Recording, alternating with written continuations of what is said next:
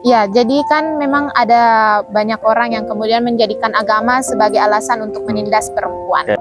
Perempuan-perempuan yang seringkali keluar malam adalah mereka yang berprofesi memang sebagai perempuan panggilan. Kalau anak perempuannya keluar malam, berarti anaknya ada sesuatu di luar Oke. sana. Mereka sebenarnya melakukan sesuatu yang produktif, tapi malah dicap nggak baik gitu. Karena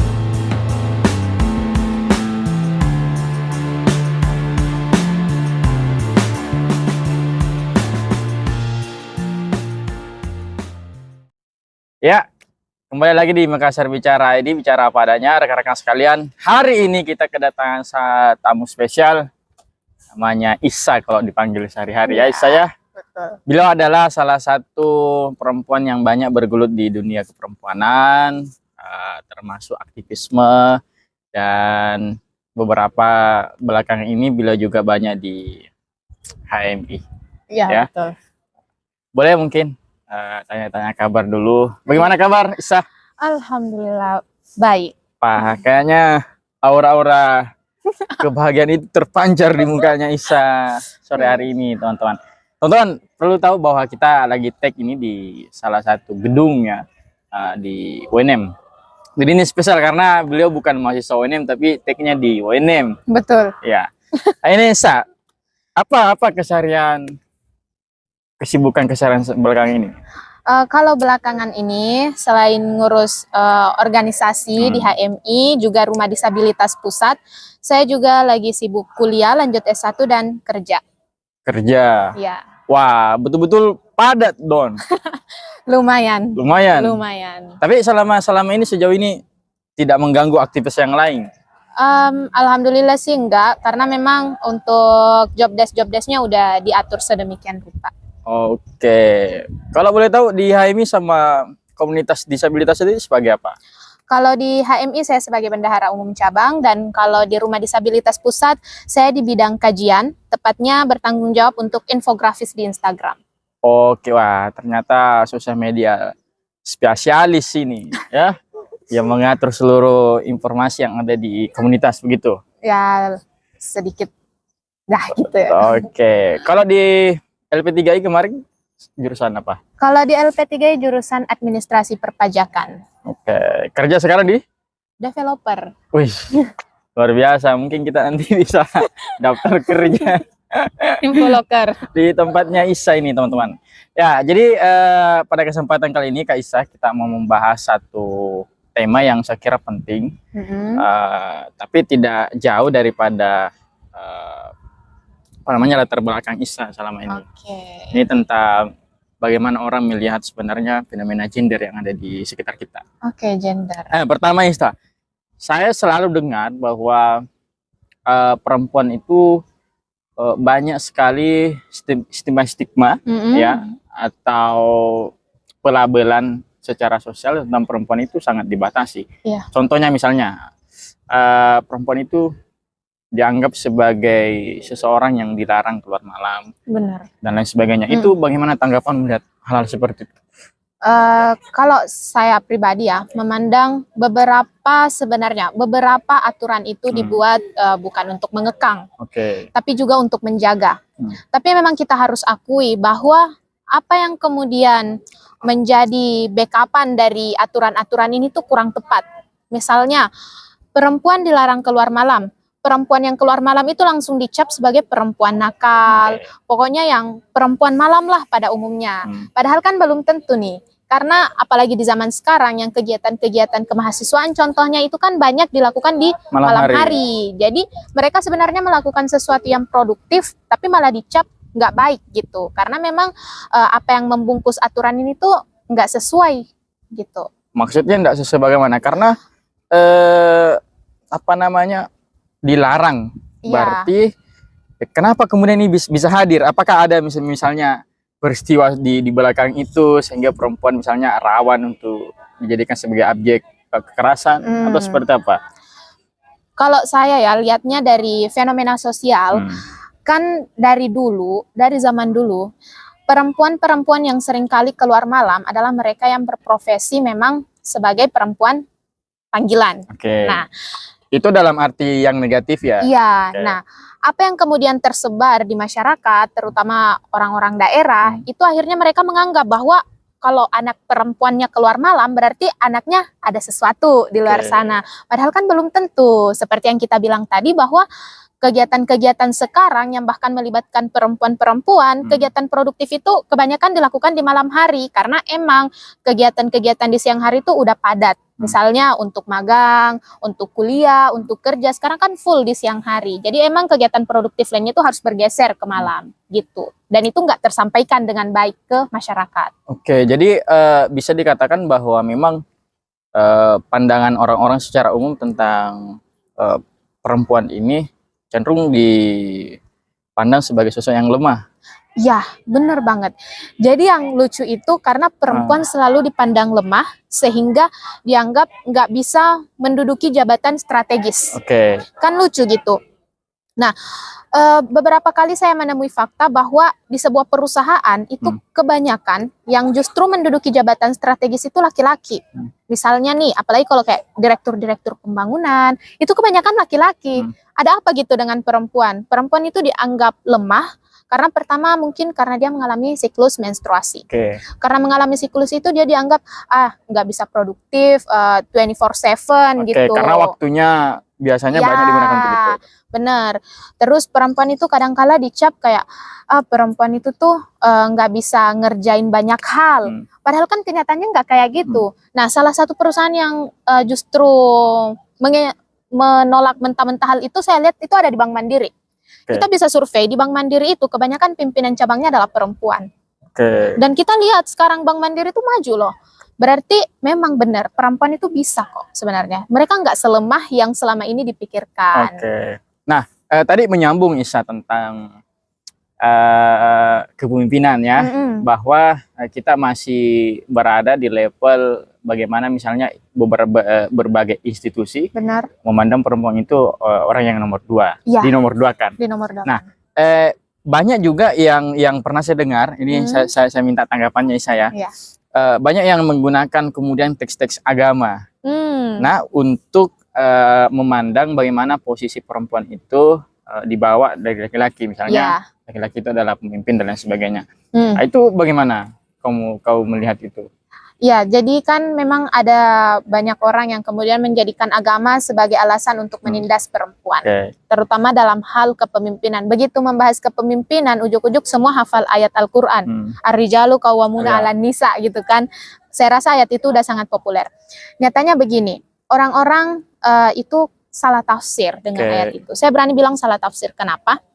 Sebab kebanyakan selama ini penafsir adalah laki-laki yang sifatnya misoginis. Sebenarnya banyak penafsir perempuan, tapi kemudian mereka terhalangi oleh stigma-stigma sosial gitu kan. Sesungguhnya ayat itu berbicara tentang karakter. Ya, dia nggak berbicara soal biologis, bahwa hanya laki-laki yang bisa jadi pemimpin. Biologis artinya jenis kelamin. Ya, benar. Mereka itu berbicara soal karakter kepemimpinan, bahwa karakter kepemimpinan itu nggak cuma dimiliki oleh laki-laki saja, tapi juga oleh perempuan. Nah, kalau kita bilang ya, dalam ayat yang lain kan dibilang bahwa sesungguhnya manusia itu diciptakan sebagai pemimpin di muka bumi, sebagai khalifah, dan untuk menjadi seorang pemimpin itu ada beberapa syarat. Nah, jika perempuan memenuhi syarat-syarat untuk menjadi pemimpin, dia layak dong. Berarti dia layak. Kita nggak bisa memungkiri hal itu. Oke, berarti di kasus ini Isa mau mengatakan bahwa itu sebenarnya kecelakaannya di salah tafsir itu. Benar. Berarti banyak orang yang menggunakan kalimat-kalimat atau basis agama kemudian ditafsirkan dengan pandangan masing-masing. Apalagi kalau dikaitkan dengan ego seorang laki-laki misalnya. Wah, saya tidak boleh ditindas sama perempuan, saya yang harus menindas. Benar. Nah, ini juga sebenarnya yang kemudian Esther Lianawati bahas dalam bukunya Akhir Penjantanan Dunia. Jadi Esther Lianawati dalam bukunya itu sebenarnya bilang begini, ideologi atau adicita Fourier, ideologi patriarki itu tidak hanya menindas perempuan, tapi juga laki-laki. Kenapa? Karena adanya tekanan-tekanan bahwa hanya laki-laki yang bisa jadi pemimpin bagi perempuan. Akhirnya laki-laki itu selalu memosisikan dirinya, pokoknya saya harus kuat. Saya tidak boleh memunculkan emosi-emosi saya. Selalu merasa superior. Iya, pokoknya saya tidak boleh memunculkan emosi-emosi saya. Hanya perempuan yang boleh memunculkan emosinya. Pada akhirnya banyak laki-laki yang tertekan juga. Makanya pengidap anxiety itu nggak cuma perempuan, tapi laki-laki juga. Karena memang ideologi patriarki itu ngerusak dua jenis kelamin ini, nggak cuma satu. Tapi kalau dari segi mental sama ya, perempuan sama laki-laki. Mental itu lagi-lagi tidak berjenis kelamin. Malah kemarin sempat ada yang bilang kayak gini sama saya. Pola pemikiran, otak laki-laki dan perempuan itu berbeda. Nah, saya buka jurnal. Di jurnal, dia dengan tegas bilang, otak dan pemikiran itu tidak berjenis kelamin. Artinya setara. Iya. Serata dalam proses memikirkan, mengolah informasi dan sebagainya. Benar. Sebenarnya setara, hanya saja karena selama ini perempuan sudah distigma bahwa perempuan itu tugas pokoknya adalah di rumah. Perempuan adalah tugas pokoknya di rumah, maka fokusnya itu tertuju pada tugas-tugas rumah itu. Beda dengan laki-laki yang dikatakan tugas pokok laki-laki adalah mencari nafkah. Berarti di luar dong semua. Iya, berarti dia pemikirannya saya harus banyak berkembang nih. Beda dengan perempuan. Yang cuma ditempatkan di rumah. Iya, karena dia udah terfokus ke sana, makanya dia udah nggak melek lagi untuk melek literasi. Udah nggak usah lah, ngapain melek literasi, orang ujung-ujungnya saya juga harus di dapur doang gitu. Nah, saya juga pernah baca buku nih, yang punya basis kajian yang mungkin agak kekinian. Dia melihat bahwa kan kita tadi sempat menyinggung banyak tentang kesetaraan gender nih, saya. Salah satu penyebab katanya kenapa perempuan itu cenderung menjadi di nomor 2 kan di lingkungan sosial kita, di sekitar kita, itu karena persoalan pola asuh. Iya, pola asuh. Bagaimana? Jadi memang sejak kecil kita sudah dicekoki dengan aturan bahwa perempuan itu mainannya boneka, laki-laki itu mainannya mobil-mobilan, robot. Jadi memang yang dipupuk dalam diri perempuan itu cuma sifat feminimnya. Sehingga kalau ada anak perempuan yang hobinya main mobil-mobilan, itu dia kayak tomboy banget nih anak. Padahal itu kan yang ngaruh kromosomnya orang, hormonnya orang yang ngaruh di situ. Nah, jadi memang saya lupa sekitar tahun 70-an atau tahun berapa, itu di situ mulai ada pembedaan warna oleh sebuah perusahaan. Pink hanya untuk perempuan dan biru hanya untuk laki-laki. Artinya diidentikan. Padahal pada zaman Yunani kuno, semua anak mau jenis kelamin apapun, dia itu memakai warna putih. Nanti di umur 3 atau 4 tahun, perempuan akan mengenakan pakaian berwarna biru sebagai pakaiannya Bunda Maria, dan laki-laki akan mengenakan pakaian berwarna merah sebagai simbol keberanian. Nah, di tahun 70-an inilah bergeser. Akhirnya ada pembedaan warna itu. Dan ada pelabelan warna. Jadi perempuan akan cenderung berwarna pink, kuning dan lain sebagainya, dan laki-laki juga punya warna tertentu. Iya, benar. Jadi memang sepakat bahwa ada salah satu faktor, salah satunya adalah pola asuh yang membentuk itu. Benar, emang pola asuh sangat berpengaruh ya dalam hal ini, terutama untuk anak-anak yang mungkin tidak mengikuti jenjang pendidikan PAUD dan TK. Jadi benar-benar apa yang diajarkan di rumah itu akan sangat berpengaruh dengan bagaimana pola pikir ketika dewasa nanti. Makanya parentingnya itu perlu diterapkan mindful parenting ya, kalau saya bilangnya di sini. Karena di mindful parenting itu benar-benar diajarkan bagaimana agar pola asuh antara anak laki-laki dan perempuan itu harus disesuaikan. Bukan berarti harus disamakan, tapi harus disesuaikan. Iya. Tapi nggak harus yang kayak gitu tadi, bahwa ada pelabelan bahwa anak perempuan cuma mainnya ini aja, laki-laki ini aja. Gitu, enggak. Ini lagi selanjutnya, Isa. Saya banyak bertanya nih ya. Ini persoalan, saya juga pernah baca informasi bahwa kesetaraan gender itu juga didorong, salah satu fenomenanya adalah dari bentuk tekstual, misalnya penggunaan nama bapak di nama anak. Itu bagaimana? Apakah itu bisa dikatakan sebagai ketidaksetaraan gender dalam bentuk teks, nama dan lain sebagainya? Karena kan biasanya anak itu kan pasti di belakang namanya itu bapak itu. Itu bagaimana kamu melihat itu? Jadi persoalan nama belakang, marga, Kalau secara budayanya ya, kalau secara budaya itu kan tergantung daerah itu menganut apa. Dia patriarki atau matriarki. Kalau di daerah-daerah matriarki kayak Minangkabau itu kan dia menggunakan nama ibu. Nama ibu sebagai Iya. nama belakang. Iya, tapi itu nanti ada upacara penyerahan marga. Nah, kalau saya lihat Penyerang marga dari bapak ke ibu. enggak turun dari ibu ke anaknya. Oke. Iya. Nah, kalau saya lihatnya, kenapa kemudian nama ayah masih dipakai sampai hari ini? Karena memang stigma-stigmanya tuh kayak gini, yang kalau dia seayah, maka dia saudara kandung. Kalau seibu, dia bukan saudara kandung, gitu. Nah, untuk persoalan apakah itu melanggar keadilan gender atau enggak, kalau saya pribadi ngelihat dari kacamata saya itu enggak sih. Enggak melanggar. Karena itu pemberian nama itu kan bukan serta-merta akan mengatur anak-anak bahwa pokoknya ayahmu superior di sini.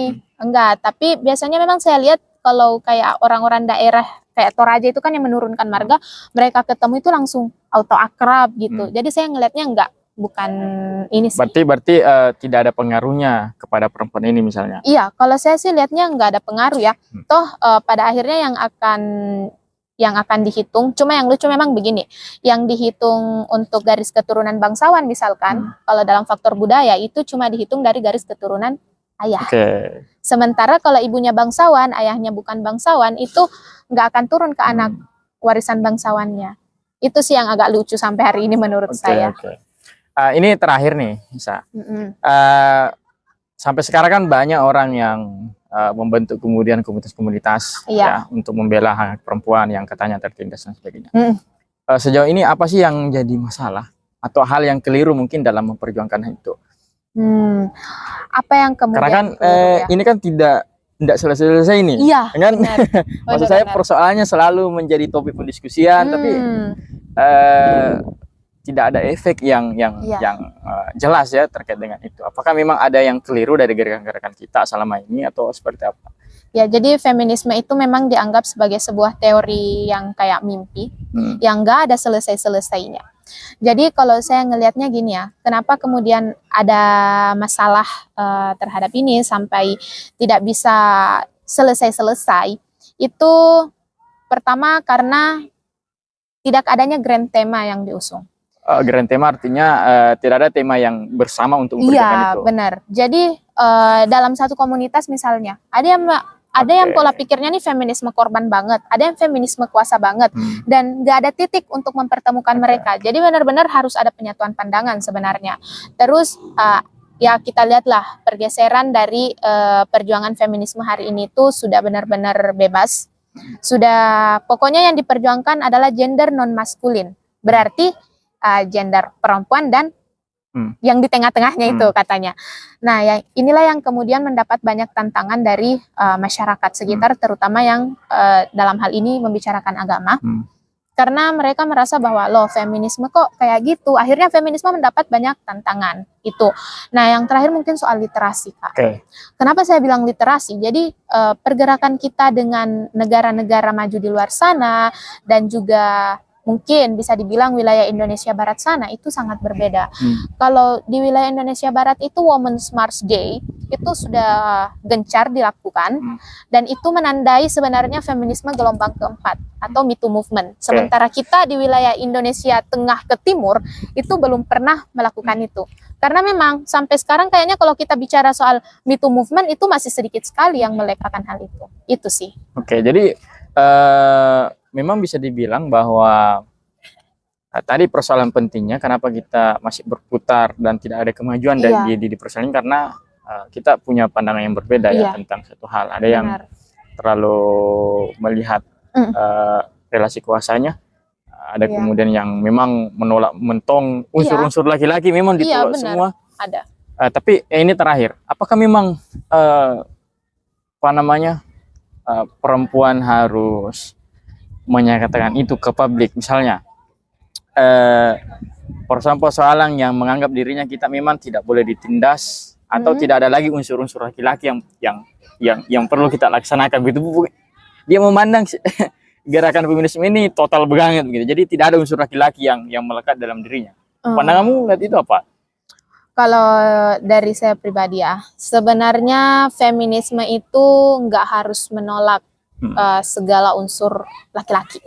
Bahkan kita nggak boleh nolak laki-laki gitu. Kenapa? Hari ini yang makanya feminisme mulai dari post feminism sampai feminisme gelombang 4 hari ini itu sebenarnya memperjuangkan hak seluruh gender, laki-laki dan perempuan, karena pada akhirnya seperti yang saya bilang tadi, laki-laki juga banyak yang tertindas oleh sosiokultural, udah menjadi patologi masyarakat gitu ya. Dan pada hari ini juga yang lucu di Indonesia itu karena pemerkosaan terhadap laki-laki hari ini itu nggak diakui. Oke, artinya kalau ada kasus lebih cenderung ditangani adalah perempuan yang diperkosa. Iya, perempuan. Kalau laki-laki yang diperkosa nggak diakui. Nah, ini yang lucu. Meskipun kasusnya ada. Iya, jadi kayak keinget Reinhard Sinaga kemarin, itu kan nggak gimana-gimana banget kasus itu. Padahal kan itu pemerkosaan terhadap laki-laki itu. Nah, itulah yang kemudian lucu terhadap perjuangan feminisme di Indonesia hari ini, di mana masih banyak orang-orang yang berpikir bahwa feminisme itu hanya untuk memperjuangkan hak perempuan. Dimanapun dan apapun kejadiannya, maka perempuan adalah korban. Padahal kita harus melihat juga pada gender yang satu ini. Kan ditakutkan nantinya setelah feminisme ini terlalu jauh bergerak, takutnya nanti akan muncul gerakan maskulinisme. Ya, berubah lagi ya? Iya, berubah jadi, lagi. Semua orang lari ke membela laki-laki lagi. Iya, itu dia yang ditakutkan. Jadi feminisme nggak tuntas, pindah lagi nih. Ya, gitu. Untung kalau ada laki-laki perempuan, kalau ke gender yang lain. Nah, ini yang berbahaya sebenarnya. Ini yang berbahaya. Berarti bisa dibilang kalau memang ada kasus laki-laki yang notabene menjadi korban, itu kemudian tidak dianggap serius, itu kemudian bisa menegaskan bahwa perempuan memang menjadi objek kekerasan dong. Ya, benar. Nah, pengakuan-pengakuan yang minim terhadap laki-laki bahkan tidak diakui, ini akan menyebabkan stigma terhadap perempuan sebagai korban, perempuan itu lemah, itu akan menguat. Kenapa? Yang seharusnya perempuan itu bisa berperan, akhirnya dilabeli bahwa perempuan nggak mungkin berperan sama sekali. Karena pada akhirnya ketika kita dianggap sebagai korban nih, berarti kita lemah dong. Padahal belum tentu. Gitu. Makanya saya selalu menegaskan bahwa nggak usah ngelihat perempuan itu lemah-lemah banget lah. Perempuan bisa melakukan banyak hal, mungkin lebih banyak daripada laki-laki. Hanya saja karena memang selama ini kita dicekoki dengan pemikiran-pemikiran bahwa pokoknya selamanya perempuan adalah korban, perempuan adalah yang tertindas. Akhirnya apa? Kita dianggap lemah, nggak mau dikasih kerjaan yang banyak. Padahal kita bisa. Kita juga maulah maju secara finansial, tapi ya karena itu tadi. Perempuannya di nomor 2 kan. Iya, di nomor 2 kan. Mungkin ya demikian rekan-rekan sekalian diskusi kita dengan Kakak Isa. Saya kira menarik dan mewakili teman-teman terima kasih banyak sudah berbagi dengan teman-teman. Mungkin demikian rekan-rekan sekalian. Bila taufiq hidayah, sampai jumpa. Salam Makassar Bicara.